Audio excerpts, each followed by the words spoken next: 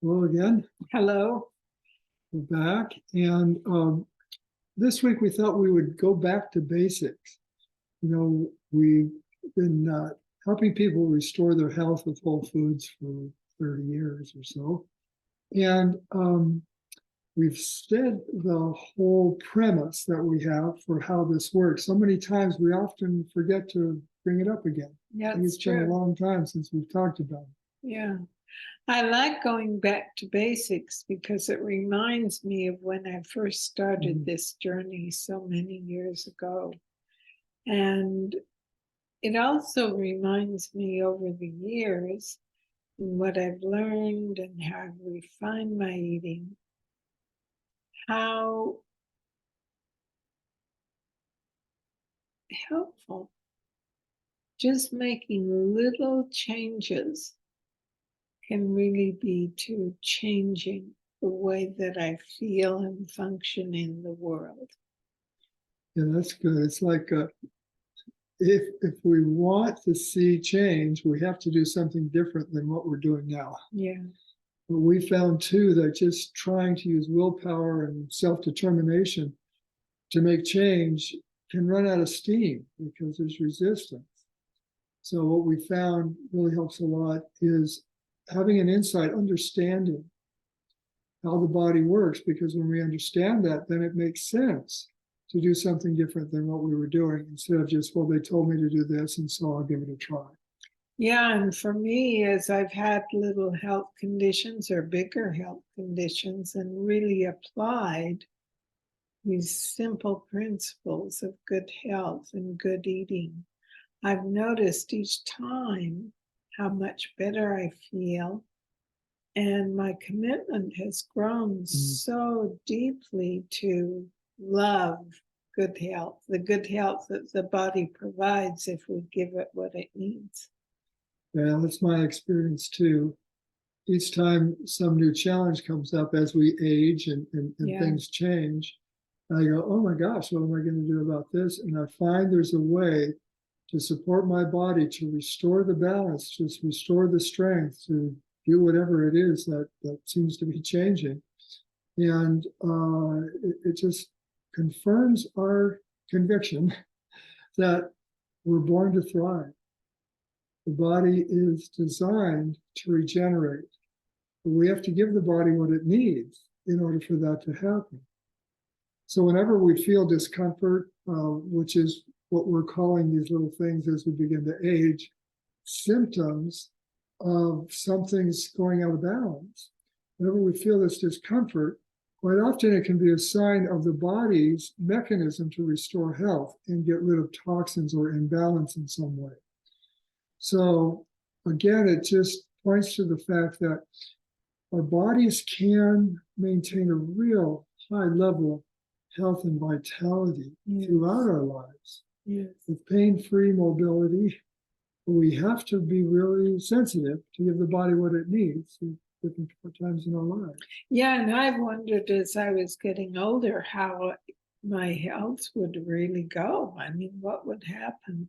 And I've had some challenges for sure, but each time I've been able to, with making little changes in my food, really change the way I feel and what shows up in my reports when I have a physical. Mm-hmm. So some of the basics that we always used to bring up in our introductory courses was that not all calories are created equal. And what we mean by that is in the context of just what we're talking about. We're going to eat enough calories because calories are a measure of energy. We're going to eat enough calories in a day to get us through the day. Yes. But the foods that we eat containing those calories can create a very different environment within. So we can feel really vital and healthy and be symptom free, or we can get bogged down with the chronic conditions that are so prevalent in our culture today that eats calories that tax our bodies.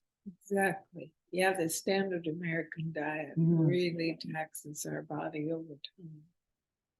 So some of the examples we used to give is like the calories in 2 blueberry muffins, 2 9-ounce kind of medium-sized blueberry muffins, is the same amount of calories as eating half a pineapple, half a cantaloupe, a kiwi, I've got a list here, half a papaya, and 2 pears.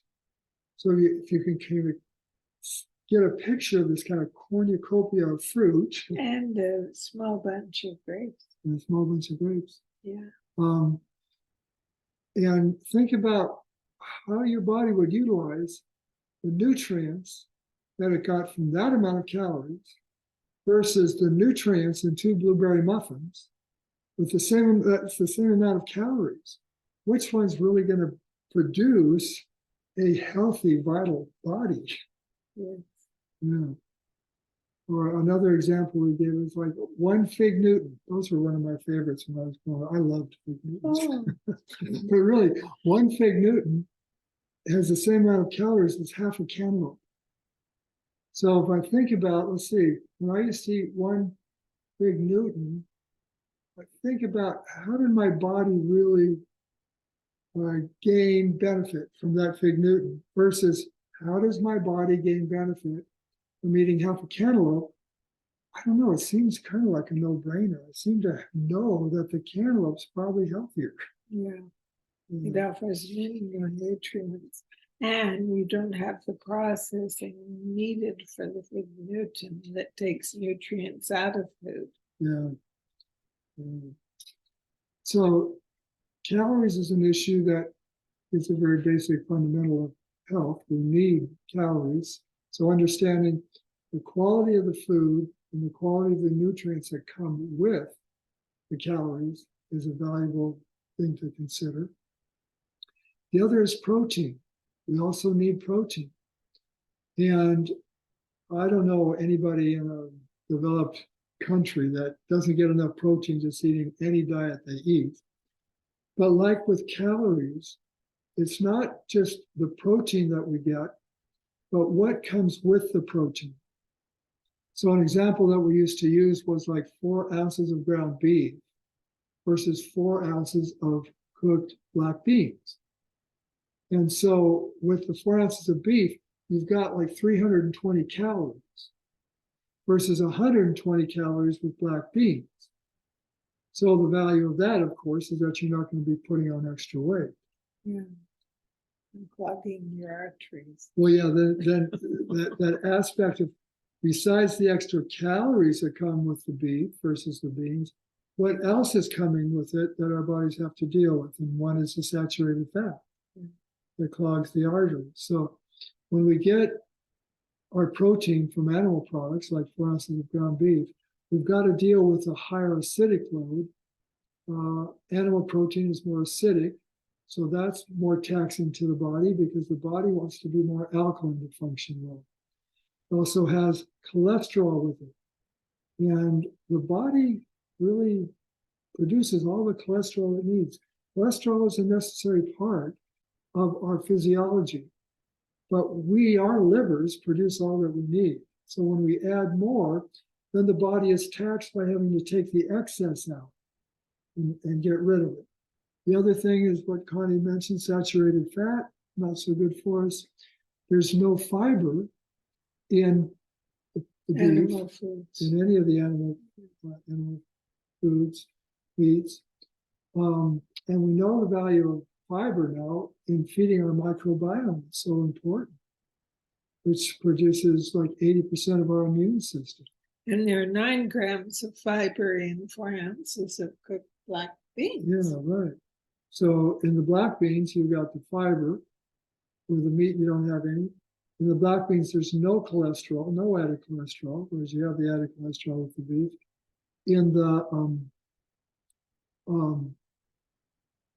beans, there's no saturated fat.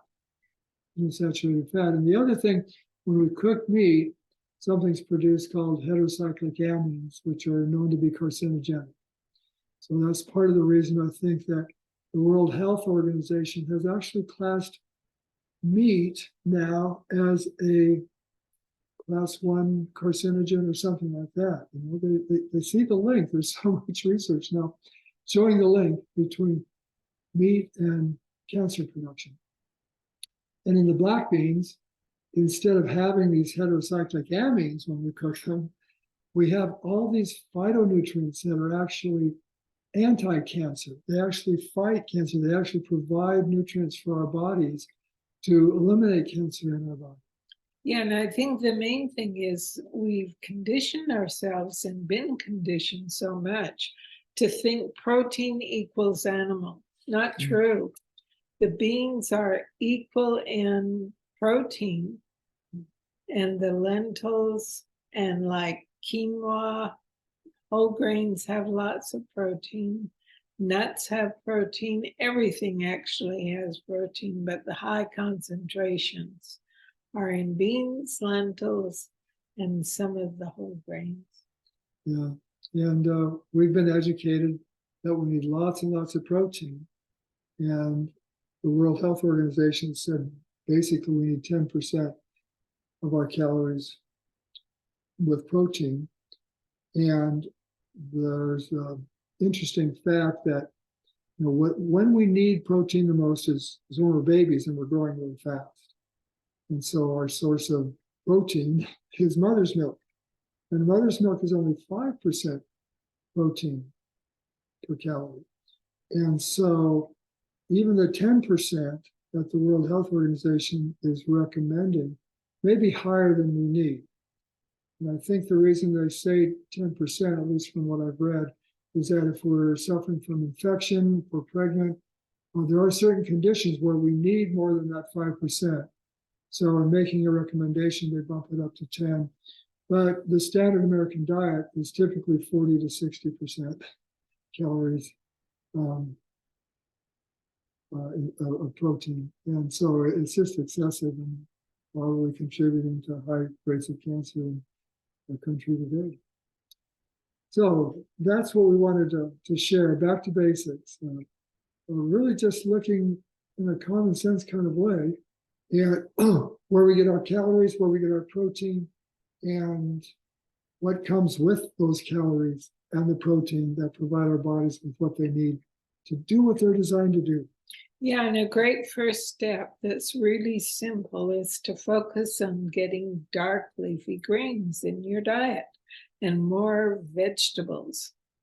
And that's really easy to do. There's frozen kale, you've got all kinds of lettuces, there's cabbage, bok choy, chard, parsley, arugula, cilantro.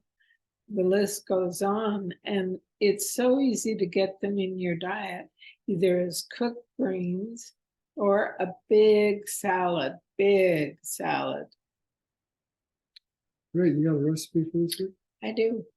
So we're doing a really good recipe, a new one for us. It's adapted from Chef AJ, and it's a quinoa tabbouleh with lots of purple grapes, interestingly enough, cucumber, lots of parsley, green onion, and the dressing is lime juice. It's really good, so give it a try, and it makes a one-dish meal.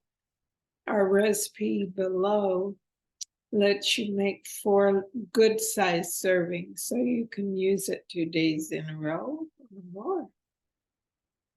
Okay. Enjoy. Thanks for joining. We'll see you again next week.